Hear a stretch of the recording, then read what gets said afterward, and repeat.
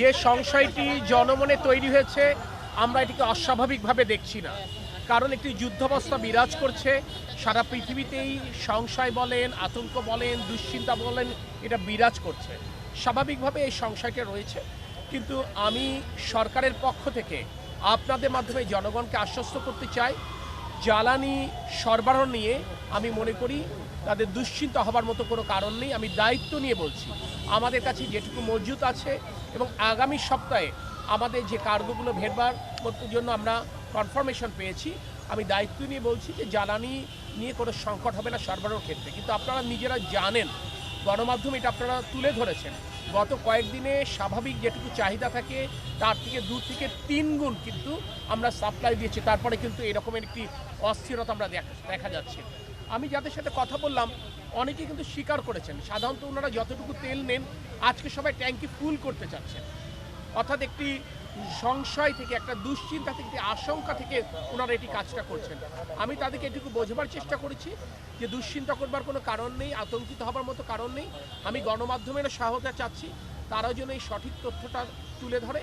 আমরা যদি সকলে স্বাভাবিক থাকবার চেষ্টা করি তাহলে ইনশাল্লাহ এই সংকট এখনও নেই, ভবিষ্যতে তৈরি হবার মতো আমি কোনো আশঙ্কা অনুভব করছি না, কারণ আমাদের যে মজুত আছে এবং আমাদের যে পাইপলাইনে যে কার্গোগুলো আছে ইনশাল্লাহ এটা আমরা মিট করতে পারবো। কিন্তু আমি সবাইকে এই কথাটি বলবো যে জনগণের ভোটে নির্বাচিত সরকার জনগণের দুঃখ দুর্দশা এবং দুর্ভোগ কমানোর জন্য সর্বতভাবে সচেষ্ট রয়েছে। প্রথম কথা হচ্ছে, আপনারা নিজেরা জানেন আন্তর্জাতিক বাজারে অস্বাভাবিক মূল্য বৃদ্ধি পেয়েছে। তো আন্তর্জাতিক বাজারে যখন অস্বাভাবিক মূল্য বৃদ্ধি পেয়েছে, স্বাভাবিকভাবে এটি অর্থনীতির উপর একটি চাপ তৈরি করছে, সমন্বয়ের প্রয়োজনীয়তা দেখা দিতে পারে। আমরা চেষ্টা করব যতক্ষণ পর্যন্ত তেলের মূল্য বৃদ্ধি না করা যায় আমরা সেটুকুই চেষ্টা করব। একান্ত যখন পারবো না সেটি অবশ্যই জনগণের সাথে আমরা সেটি শেয়ার করব। পর্যাপ্ত তেল আছে এবং ওনারা যে যতটুকু চাচ্ছেন ততটুকুই দিচ্ছেন। কিন্তু আমি আপনাদেরকে বিনয়ের সাথে একটি কথা বলতে চাই, যেমন গতকাল আমাদের স্বাভাবিক চাহিদা 12,000 থেকে 13,000 টন, অথচ গতকাল আমরা 25,000 টন সাপ্লাই করেছি। তার আগের দিন প্রায় 24,000 টন গেছে। For what reason? মানুষ আতঙ্কিত হয়েই কাজটা করতেছে, হোর্ডিং করছে, এর মধ্যে কোনো অসাধু ব্যবসায়ী থাকতে পারে। আমরা দেখছি জারিকানে করে তারা ভরে নিয়ে গেছে।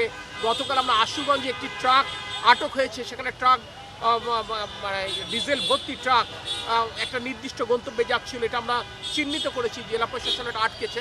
তো স্বাভাবিকভাবে আমরা যেটা বলবো যে প্রয়োজনের অতিরিক্ত কারোরই তেল মজুত করবার প্রয়োজন নেই, কারণ পর্যাপ্ত মজুত হয়েছে। বরঞ্চ আমি মনে করি বৈশ্বিক এই সংকট মোকাবেলায় দেশবাসী আমাদেরকে সহায়তা করবে। প্রয়োজন হলে আমরা ব্যক্তিগত যানবাহন অ্যাভয়েড করে গণপরিবহন চলবো। আমরা যারা একদিনে 1 সপ্তাহ তেল নিতাম, প্রয়োজনে সেক্ষেত্রে আমরা 2 দিনের তেল নিই, তাহলে এই সংকটগুলো নিরসন করা সম্ভব। এবং আমরা চাই আমরা সাধারণত যতটুকু আমরা নিতাম প্রয়োজনে তার থেকে একটু কম করে নেই, তাতে আমি মনে করি দীর্ঘমেয়াদে আমরা সকলের জাতি হিসেবে লাভবান।